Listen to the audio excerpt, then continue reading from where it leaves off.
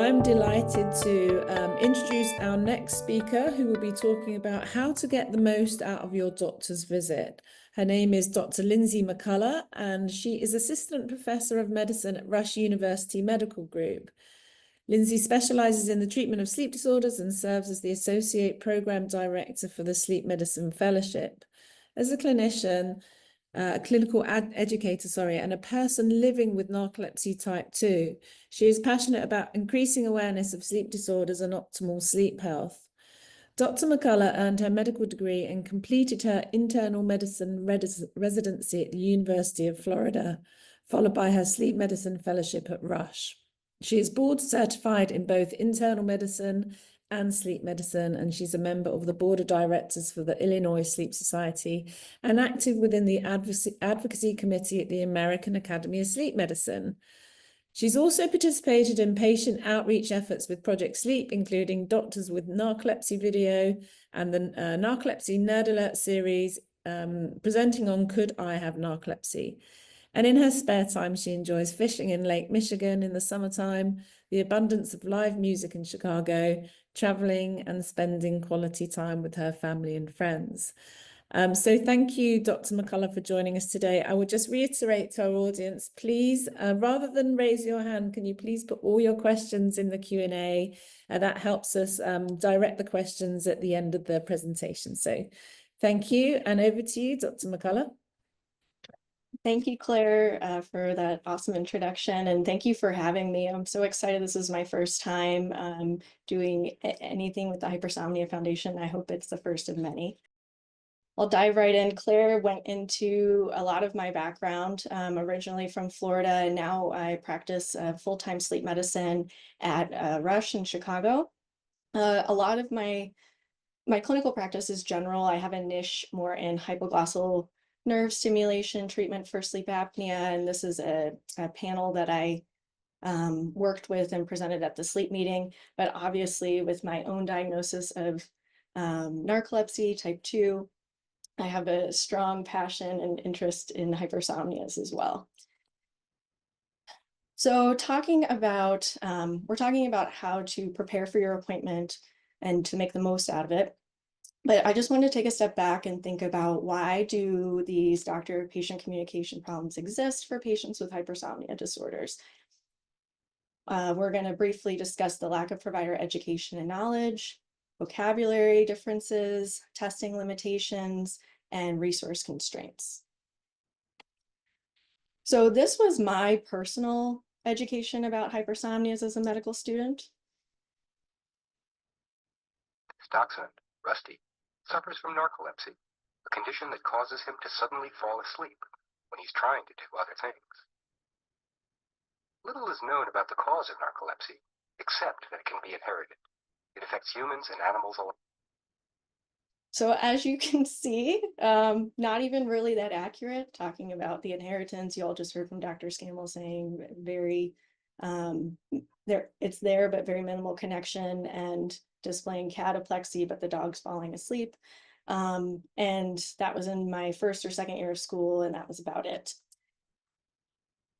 And the Awaken survey, this is over 10 years old now, so hopefully we've come a long way, but this was a survey that was completed and polled the general population as well as a group of primary care doctors and sleep specialists. And in terms of the general population, 70% had heard of narcolepsy. They polled about other long-term chronic diseases as well that required treatment over time. And narcolepsy was at the lowest percentage of all of those diseases, which included things like diabetes, sleep apnea, multiple sclerosis, restless leg syndrome, cystic fibrosis. Only 7% of those 70% considered themselves extremely knowledgeable. Only half believed that it could have an impact in overall health. And only a little over half considered the disease an actual serious condition. So clearly among the general public, there were some knowledge gaps. With primary care doctors, about a quarter said that they felt extremely knowledgeable, but only 7% could identify 5 key symptoms, and less than 10% felt extremely comfortable with the diagnosis. and less than half were able to recognize even 2 symptoms. The, I guess, even more concerning thing is looking at sleep specialists. Now, only a third of these sleep specialists were board certified. The board certification for sleep medicine came later in the game, but a little over half felt that they were extremely knowledgeable.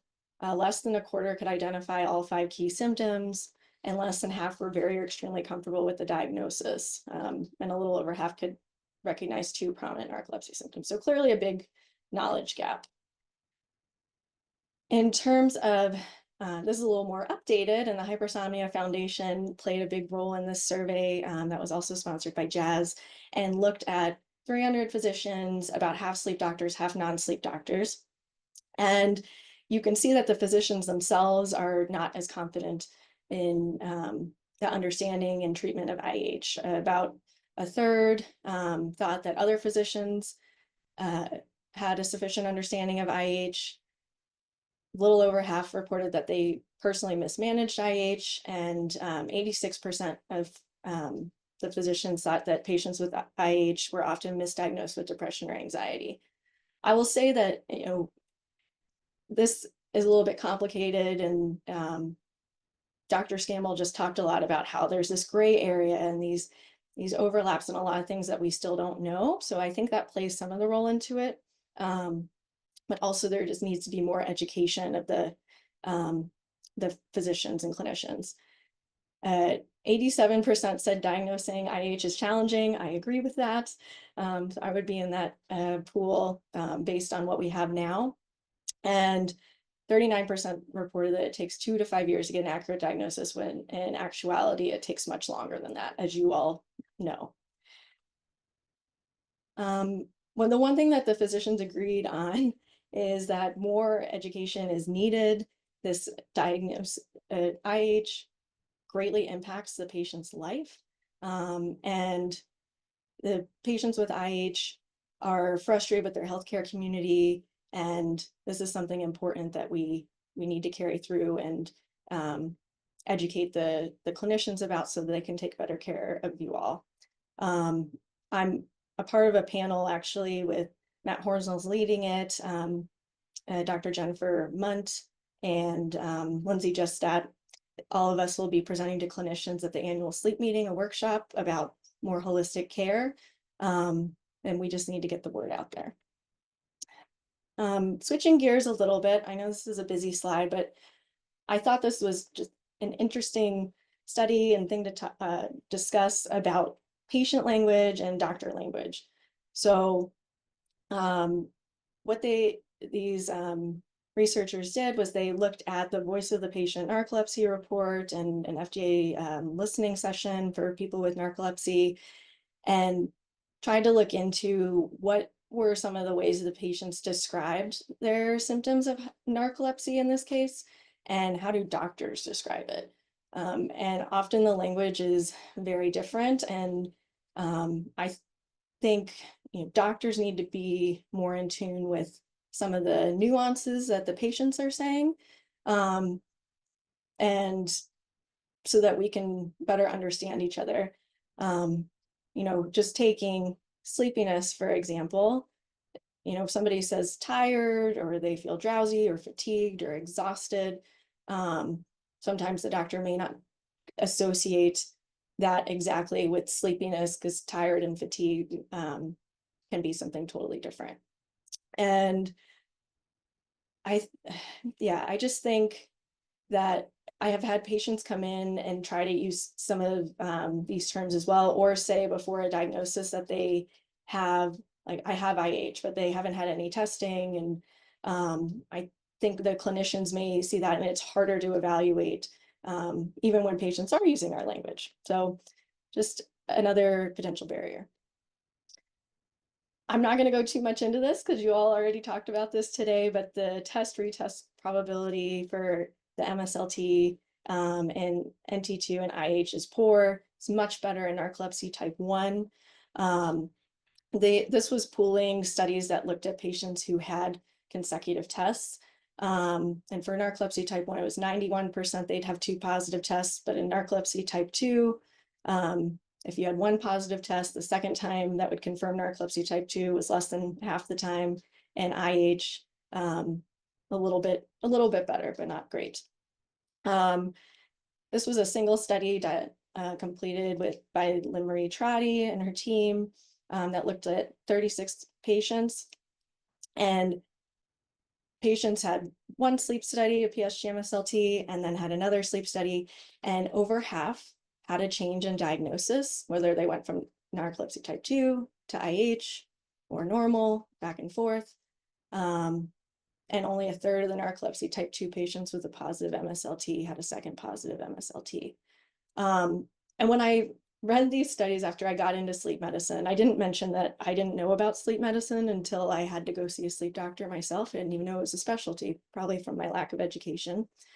When I got my diagnosis, the doctor called me and said, this one nap, I thought it was REM. I went back and forth. I talked to the neurologist, and I think we agreed it was REM, but it was a little bit equivocal. So you may or may not have this. And I just felt like an imposter for narcolepsy for so long. And it's like, which one do I have? And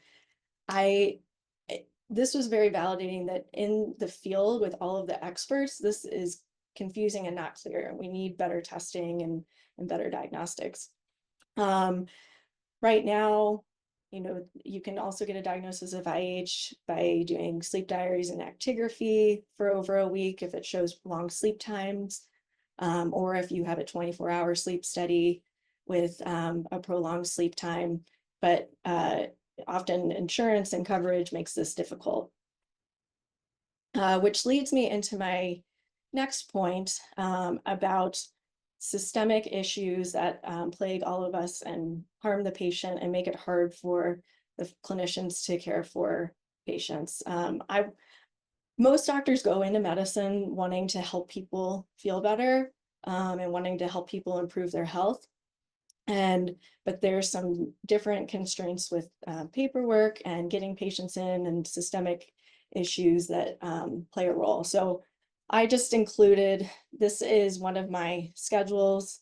This is my colleague, Dr. Naborak. And as you can see, I have a patient about every 30 minutes. She does as well. And they don't look at the diagnosis. So I would love to have much longer for my patients who have a hypersomnia disorder, because there's a lot more to talk about and a lot more to dig into, and a lot more to cover. But it's just based on necessity. They've made these templates this way, and not every doctor has the same template. Some may be a little longer, some might be a little shorter. And also, clinicians' offices are frequently double booking because some patients don't show up and they're trying to keep running.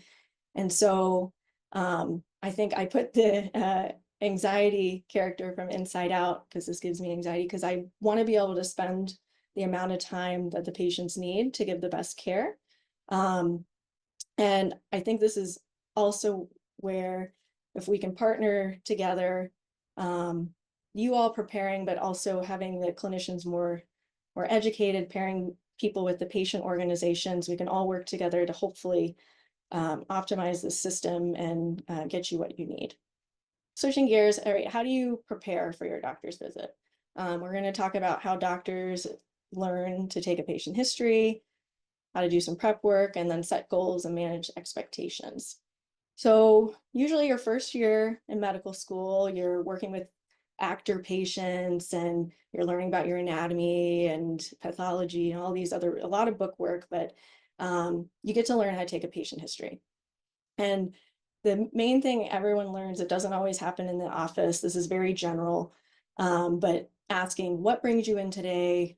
What is your chief complaint? What is the biggest thing? And to allow somebody to talk about what is going on and what's the most predominant symptom that they're experiencing.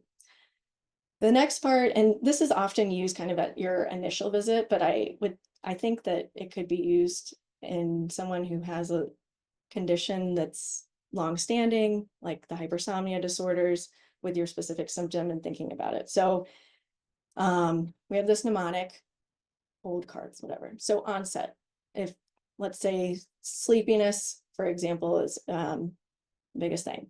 Have you been sleepy your whole life? Were you sleepy after an illness? I know for me, I was always been a little bit more sleepy and sleeping more. I got a upper respiratory infection when I was in my clinical years. And then after that, it was very difficult for me to stay awake despite enough sleep. So that was my onset. Location, this is more kind of geared towards pain, but let's say if, you know, cataplexy is another symptom you're talking about, like where do you feel weakness? And when does it happen?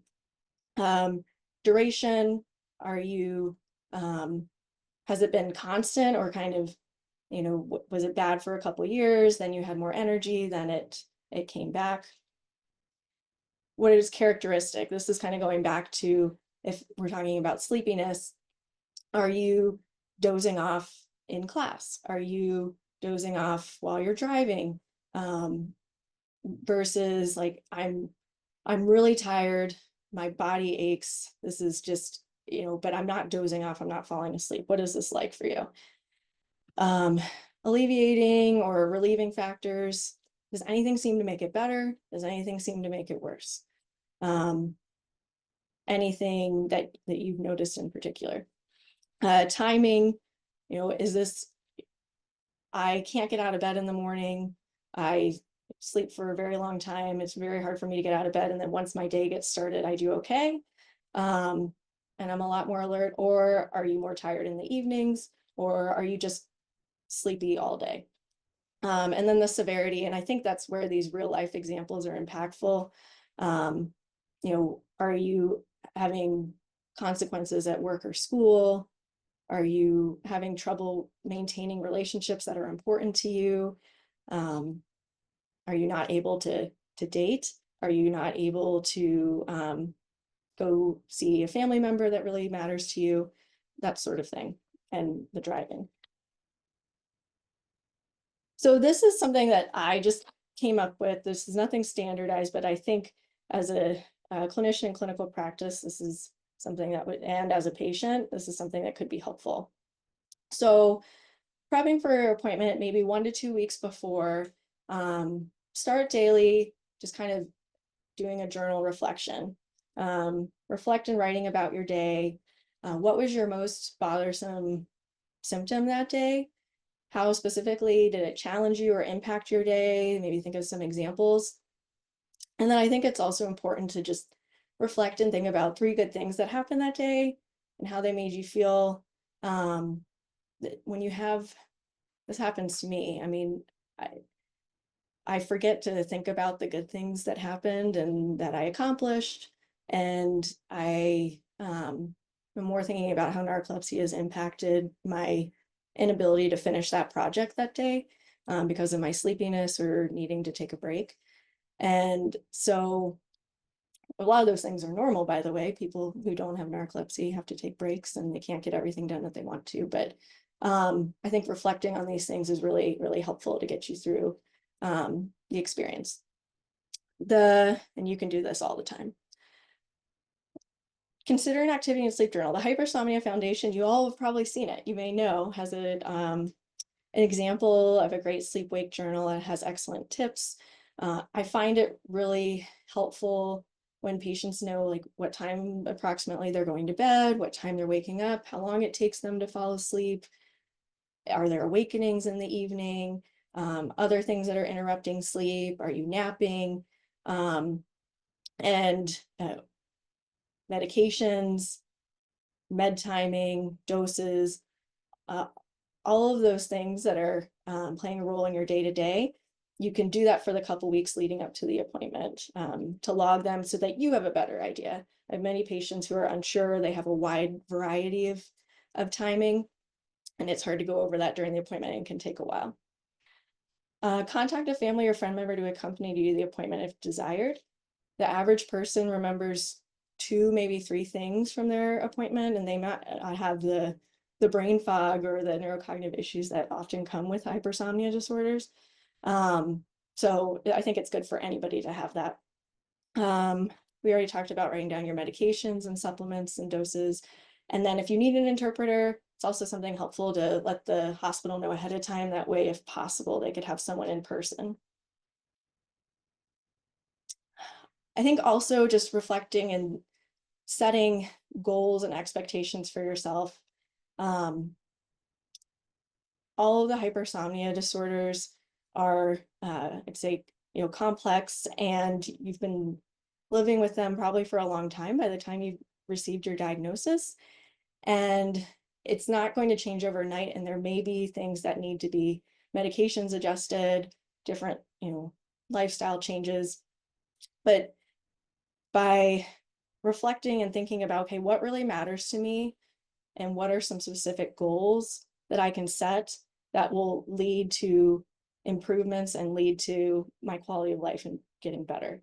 So these are SMART goals. These are something that my teachers and my boss would do through residency, and something I still look back to as a framework. So when you're making a goal, make it specific, not just I want to feel more awake, but maybe my goal is I want to cook dinner for my family. I'm not doing that. I get home from work, I'm so exhausted. The weekends, I'm just really, really tired, but it would be really meaningful for me to make dinner for my family. And that's something that's measurable, unlike just, I want to feel more awake. It's harder to measure that. But if you have something like this goal of wanting to make dinner, maybe think about, oh, I can do that once a week. That's attainable, right? So I'm not going to do it every night, but maybe once a week is attainable, and I can measure that. I can think about that with my journaling. Relevant, is this actually important to me and my values, or is there something different that's something that's really personal to you? And time bound, what is your deadline for wanting to do this? So the day before your appointment, review your notes from the past week or two, and then have a one-pager that you can use to write down your biggest sleep or awake concern that's affecting your life, with 1 to 2 real-life examples that you can share. Think of 1 or 2 specific and achievable goals that you could bring to the appointment. In terms of your sleep patterns, you can have that week or 2 to review, and then you can put a range and just have something there that you're able to give the doctor to give them an idea of your sleep times. And then write a list of any questions or concerns you have on top of this, so that you can prioritize what's most important ahead of time, knowing that you may not have a lot of time with your doctor. Have your separate lists of medications, supplements, doses, and timing should be here as well. Set aside your supplies, including notebook and pen. I think there's apps that do some of this stuff for you too. I'm a proponent of writing things down, but it's kind of whatever your preference is. Get lots of rest, and confirm with your family or friend joining you for the appointment. During the appointment, have your one-pager ready. Be open and honest with your doctor, and don't hesitate to ask questions if you don't understand what's going on. Think about your 1 to 2 goals and write that down, and talk with your doctor about what you can do to achieve that between then and your next appointment. And that may include, adjusting a medication or, something else, but you can write down these action items. If the doctor has it available, he can give you a handout about it, or there's an area where we can write instructions for you that come through on the portal, or can be printed at the office. So that's something that's helpful too. Finally, I guess this is immediately after the appointment, I made this in all caps because it's kind of my pet peeve, because there's a physician shortage, and so the appointments are booking far out. So if you're able to schedule that follow-up appointment as soon as you can after the appointment's over, that'll make sure that you have regular connection and follow-up beyond the questions that are reasonable and you should be able to ask through a messaging portal like MyChart or something. So if you don't do that, then it may be a long while before you can see your doctor again. After the appointment, review your notes and goals, reflect on your action plan, and just do a check-in with yourself each week. Have you been able to move closer towards this goal? And if you have, that's great, and that's something that you've accomplished. And if you haven't, is there something else that maybe you want to tweak and to discuss at your next appointment? And yeah, don't hesitate to send a message if you have questions or call to move up your appointment. I think another thing that's important to reflect on is if your doctor's a good fit, and you may not know that from the first appointment. I argue it often takes a few times and a few tries. And think about if you have any non-negotiables. You want to make sure that your doctor is listening to you and not dismissive of your symptoms. I think that's important. For some, I know there's still some physicians that are hesitant to prescribe the nighttime medications or the oxybates. I think there's starting to be more acceptance, but if this is something that you really want to try and your doctor's very hesitant about it, that might be a time to move on to somebody else. Doctors are people too, and we all have our own personalities, and some are better fit than others for a particular person. So some key takeaways: I think there's hope in diagnosis and treatment. Everyone's journey is unique, and we definitely still have a long way to go in terms of optimizing this. Teamwork between the patient, the doctor, and patient organizations is very important. And there's a shortage of physicians in general, and there's a shortage of sleep physicians. I didn't go into this a lot about doctors burning out, but a lot of the things that I showed are reasons why. And unfortunately, they're leaving the profession or cutting back on hours. And what that does is creates longer wait times for everyone. But we want the appointment to be effective. And I think some of the things that we talked about, coming prepared with your questions, know your sleep schedule, medications and doses, bringing someone with you to the appointment to make sure everything that you want is covered and to remember things that happen. Please remember that your doctors and providers are human. Give us some grace, but recognize also when to move on, and don't hesitate to contact your provider with any follow-up questions. And these are some of the references here. If anybody has questions, I can send them to them, but that's it. Thank you all for having me. Thank you so much, Dr. McCullough. It was really very helpful. I'm not sure we've ever had a presentation like it, so we really appreciate how practical that is. And we also have some questions, if you don't mind hanging around for another 10 minutes or so. Absolutely. The first one commented about the language barrier slide and asked, what is the data sources for these conclusions? So I think that was at the beginning of your presentation.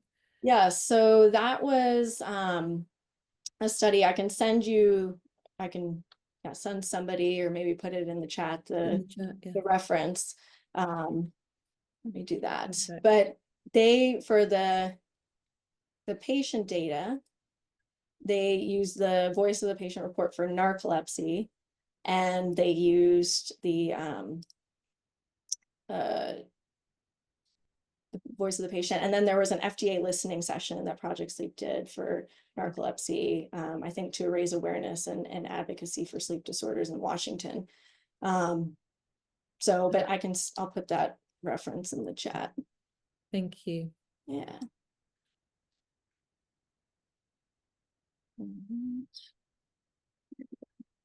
And probably for the person who asked that question, if you went to the Project Sleep website, I'm sure that's archived in there somewhere. It's a very thorough website. If you haven't checked that out, lots of resources there as well. So are you okay if I ask the next one? Yes, absolutely. Oh, okay. So Nanette asked, this information is so helpful. Now it all makes sense why so many doctors are so unfamiliar with hypersomnias. It's so sad. I've complained about these symptoms for over 40 years. I had even seen a pulmonologist years ago, but only left with a CPAP. I was living on stimulants to stay awake. I didn't know I had this condition. So more of a comment than a question, I think. Yeah, and Nanette, I'm so sorry that you've had to suffer for 40 years. It's just, we have a long way to go and a lot of work to do. Yeah, thank you for that comment. So Lisa asked, do most sleep doctors handle both my sleep apnea and IH? I also have growth hormone deficiency. How does this play into this? That's a good question. So if a sleep specialist is board certified, which is something that you can look up online, if they're board certified in sleep medicine, then they should have the knowledge to take care of sleep apnea and IH. That being said, the sleep community is very interesting in terms of the clinicians. There's some that are neurologists, there's some that are pulmonary critical care, there's some that are going from family medicine or internal medicine. Everyone's training is a little bit different. So I will say that in an ideal world, yes, everybody does, but sometimes you still have to look around and see if you're not getting the care you need. In terms of the growth hormone deficiency, that would be something if a patient told me, I'd come back to my office and read about and say, I don't know. So I there's not a clear like big connection. But yeah, I would have to look more into that. Thank you. Yeah. Okay, Brittany asks or says, thank you so much for going through the patient intake form and recommending the journaling prep. Patient intakes are hard for me because I have very poor recall for both short and long-term memory, and my doctors have not given any real time or concern to the memory issues. But I'm concerned. I'm 40 years old, as a female, working mom of 2. I have ADHD, PTSD, and IH, depression, and anxiety. I'm trying to determine if my sleep doctor is best to discuss my memory concerns with. Yeah, I think if you're having a lot of the memory concerns, again, you discuss with your doctor, but if this is your primary concern, your doctor may recommend that you have some memory testing and see a neurologist that specializes in the memory concerns. So in that way, they may not be able to like fix it and address it, but they can lead you somewhere to find more information. Matthew says, I love the premise of this presentation and the perspective Dr. McCullough offers. Is actigraphy, wearable data, helpful to share with your sleep physician? That's a good question. With the data, there's actigraphy that's clinically and based in research that we use sometimes, and I'll do it before some of our sleep testing. And then there's some of the consumer wearables. And if people bring it, I will look at it some. I'd say it's not there yet with sleep staging. And I think I think it could be helpful in certain circumstances, yes, to help lead us towards different testing and things. And again, I'm trying to prioritize that in terms of the number of things. So I don't think everybody needs to bring it. But if this is something that you're tracking and interested in, you could spend a minute or two on it. Thank you. Thank you. Okay, how do I deal with showing my PCM doctor the sleep journal and symptoms, and they say not to worry about the hypersomnia? That's an interesting question, and a good one, I think. So for the journal, if I got handed a big journal in the clinic and I have this short period of time, it would be hard. So I think having that one pager that of the most important things to you is very helpful. And it's things that you can read through or show to the doctor. Doctors aren't used to having journals and things here, so this may be a surprise, but it's kind of a way to help you prepare.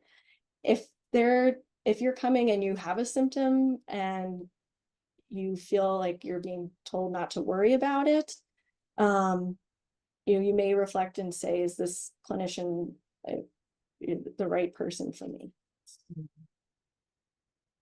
Okay, here's another comment from Cheryl. It's important for IH patients to check with their parents or check medical records of their deceased parents to see if they had been tested or were diagnosed with some sort of sleep disorder.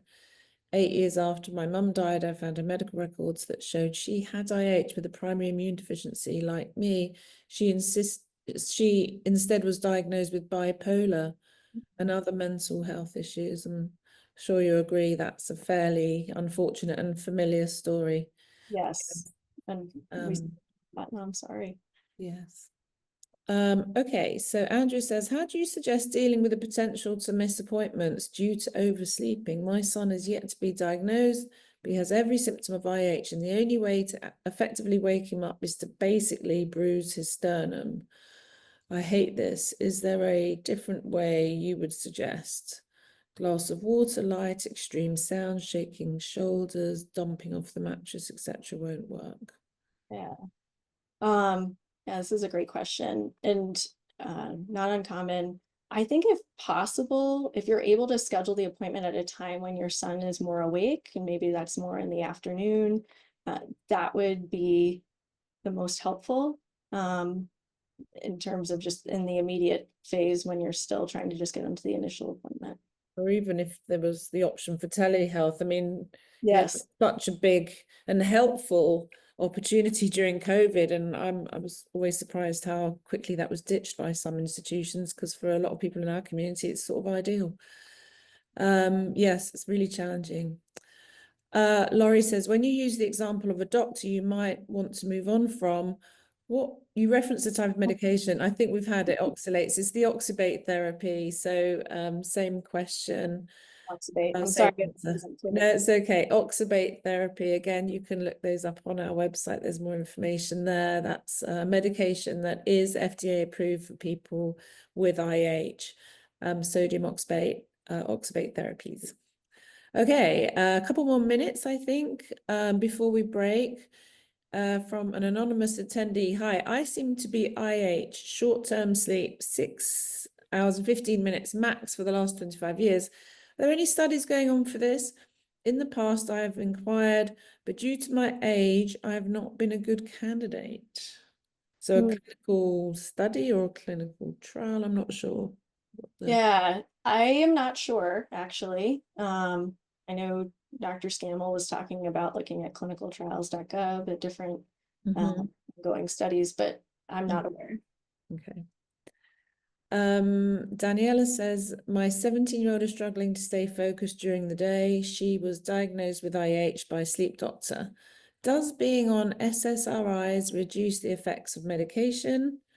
None of her stimulants had any effect on her or worsened her anxiety. Did I miss your presentation? Medications that are effective? I did not touch on medications in this talk, but I would say that there's no evidence that the SSRIs are going to make the IH medications less effective. There's a couple that are not SSRIs that are, sleepy medications that can make you a little bit more sleepy. And some of the antidepressants are a little more sedating than others. So something to talk to your doctor about. I think Dr. Scammell in the last talk did touch on some of those. And again, that all of these sessions are recorded for everyone's reference. Okay. Maggie asked, does the current political situation affect current sleep research and or clinical trials? Have any studies lost their funding? It's such an uncertain time right now. I'm not actively engaged in a lot of research. We're trying to join a group that's doing a study. So I don't know. I hope not, but I think everything's uncertain right now. It is. Ask us all again in a year or so. Might have a better answer. Daniela asked, can you help me understand my 17-year-old who seems that she gets up in the morning for some things, a part-time side job on Saturdays, but not for other things like school or scheduled activities like Sundays. Seems like she can train her mind in some way. Is there recommendation to overcome this through mental mindset changes? Oh, that is challenging. I don't have a good answer for that. I'm sorry. But I think something to discuss with her pediatrician and the doctor would be helpful. Last couple of questions. Any suggestions on accommodations or what to ask for an incoming college freshman? Oh, that's a great question. I didn't really touch on accommodations, but that's something that I highly encourage everyone to discuss with their doctor if they have a hypersomnia disorder. For an incoming college freshman, they talking with their office for students with disabilities, and finding out what accommodations are possible. I think there's some strategic things that you can do with the scheduling also, depending on which condition and what the symptoms are. Do you not schedule classes earlier in the morning? Maybe have some breaks during the day. For some medications that are more highly controlled, I've written letters for my patients to have a private dorm or private area. So those are some of the ones off the top of my head.